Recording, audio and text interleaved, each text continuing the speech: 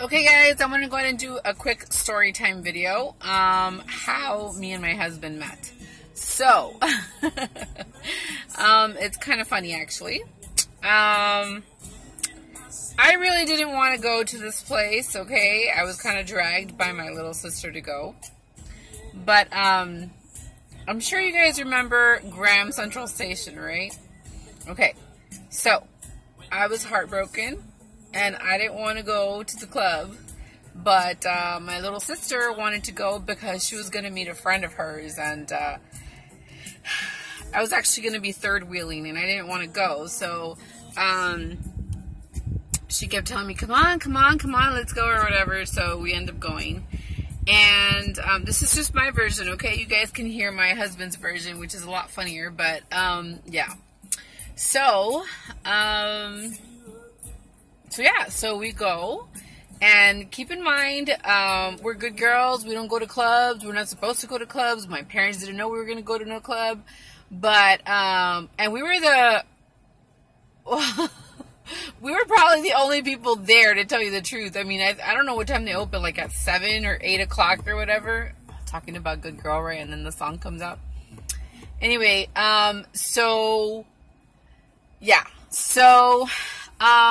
we get there, and it's like, I don't know, it was like 7 or 8 o'clock, guys. I guess it's like happy hour, or I don't know what it is, because I guess they were giving free drinks at that time or whatever. We didn't drink or anything, but we just went and we just sat there, and we actually sat at the place where they had like all the R&B and all the hip-hop section or whatever, so that's where we were sitting.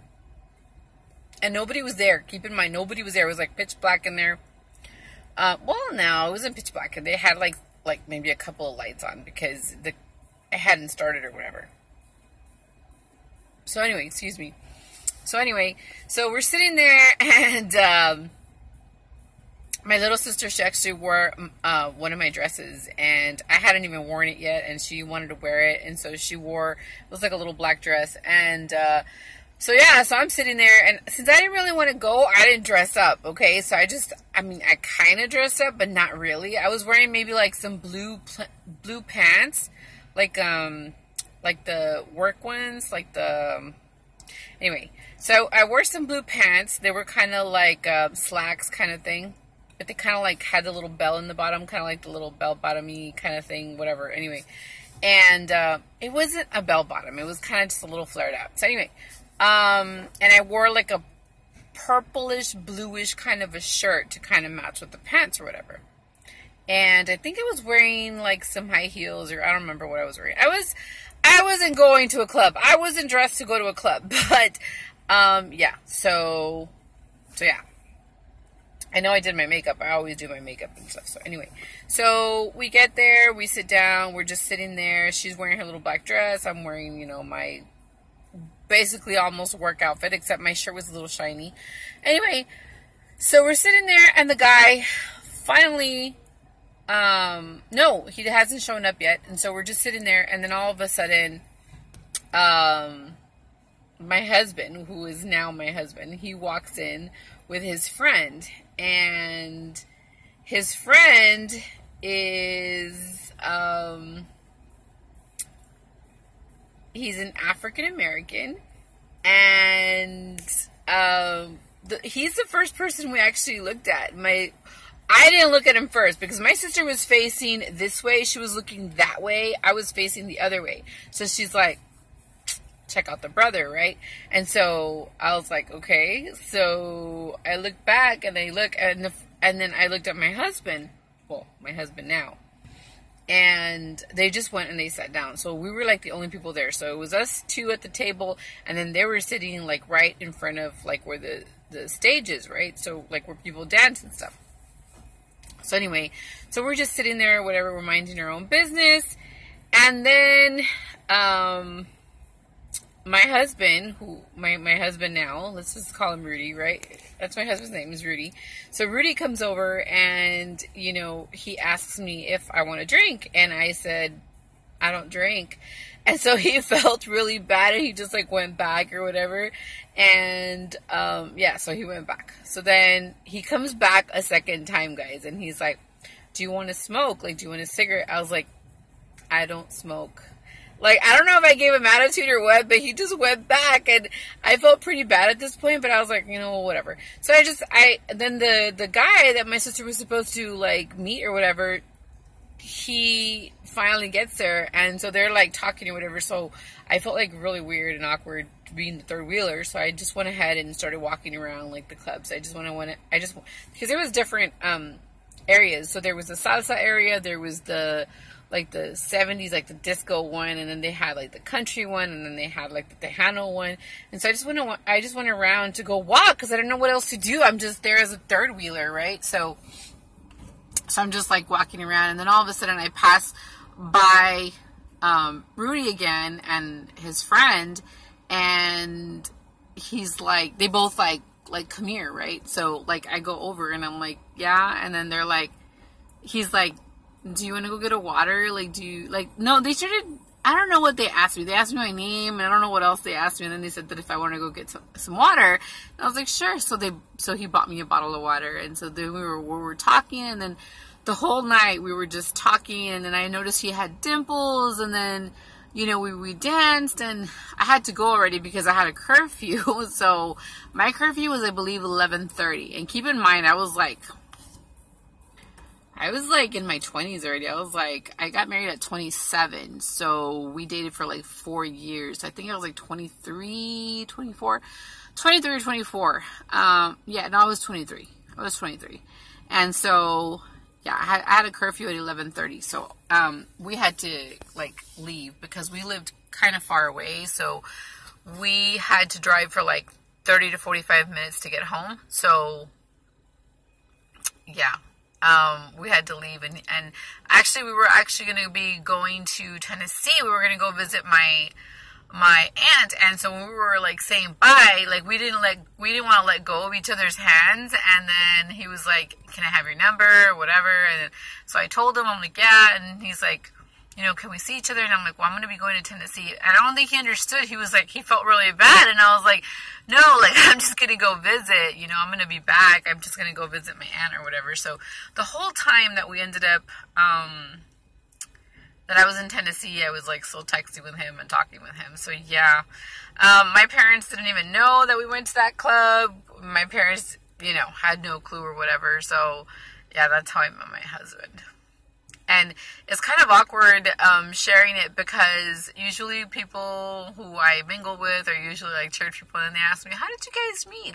And it's like such an awkward, like, oh, we met at a club, you know? So he didn't want to go either to the club because he had been heartbroken too, so he didn't want to go. But his friend, this is what he tells me, I don't know, I could be wrong, but he tells me that he was single and he didn't want to like date anybody and whatever, but that he got kind of dragged along, and then he actually saw me, and you know, he said he had to like talk to me, that like the whole like the wind just blew in my hair, and he gives like all the crazy details of how he says my hair just swished like that. I'm like, you're such a liar. Like, I didn't even do that or whatever. But yeah. So, I mean, hopefully I can get him on camera and he can tell you his version, because it's kind of funny the way he describes it. But yeah, two broken hearts came together and actually united and actually ended up pretty good. I mean, we've been together ever since. So, yeah, I just want to go ahead and share that quick little story with you guys. Hopefully you guys enjoyed it. I know it wasn't like super crazy, but he was very persistent, and that's why he didn't give up, you know. I was pretty shocked that he didn't give up, you know. And I know that he did tell me that his friend was kind of like, you know, what happened? Like the first time that, you know, he came back after he asked me if I wanted something to drink. He's like, what happened? He's like, she doesn't drink. And then he goes back again, and he's like, well, ask her if she wants, you know, like to smoke, or like if she wants a cigarette. And then he comes back all like sad or whatever. And then he's like, well, what happened this time? And he's like, well, she doesn't smoke. Well, what does she do? It's like, okay, people that go to clubs don't always have to drink and smoke, you know. Sometimes they're just going, you know, just to listen to music and stuff. It's not like you're a bad person because you go to a club, right? But I say that now, right, because I'm married to him, but maybe if it was my daughter going to the club, I'd probably be pissed. But anyway, so just to kind of give you a little bit of background here, my dad never allowed us to go to clubs and stuff. We were really overprotected, and my dad never allowed us to go anywhere. So we had a curfew and all that stuff. So I was the driver, so if something happened or whatever, I was always in trouble because I was the one driving. So my little sister didn't drive. So anyway, so my dad, before I got married, he would ask me how did I meet Rudy, right? And I was like, oh, you know, like oh, it was like a place where we have like lots of music and, you know, like a place where you like eat and I don't know what I told him, something like that, a place that had music and I don't know what, but I never ever told him it was a club. So I didn't lie. I just, you know, I didn't share too much information. But then when I actually was married to my husband, my dad asked me, like, where did you guys meet? You know? And I was like, okay, Dad, well, you can't really get mad at me anymore because he's my husband now. And he was like, looking at me like, really? And I was like, yeah, well, and my husband was right in front of me when I was telling him. I was like, we met at a club. And I was like, Dad, but don't get mad, Dad. I didn't want to go to this club. I think my sister was there. My sister was there. And I was like, and my sister was looking at me like, shut up, shut up, shut up, shut up. And I was like, I didn't want to go, Dad. You know, I was just going because Robin wanted to go and meet her friend. You know, Jerry, you're right, the guy from the pharmacy. And like, my dad already knew who he was or whatever. So my dad was like, you know, he was like, but he gave me this look like he wanted to kill us. Like, he was like literally upset at the fact, but he couldn't do anything because I was already married to my husband. So yeah, it was crazy. Pobrecito. Like, I didn't tell him that whole time, like until I was actually married with him. I actually told him the truth. I didn't lie, guys. I didn't lie. I just didn't share too much information. I just never told him where exactly it was. I just, you know, I avoided the situation because I didn't, you know, it wasn't my fault, guys. So I actually have my sister to thank for actually meeting my husband and his best friend, my husband's best friend, for, you know, getting us together because we didn't really actually want to go that night and we ended up going. So yeah, that's how me and my husband met. Hopefully you guys enjoyed this video. Hopefully it wasn't too boring. It was, you know, just wanted to share that with you guys just to let you guys know how we both met. And thanks so much for watching. Hopefully you enjoyed this video and I will talk to you guys soon. Bye, guys.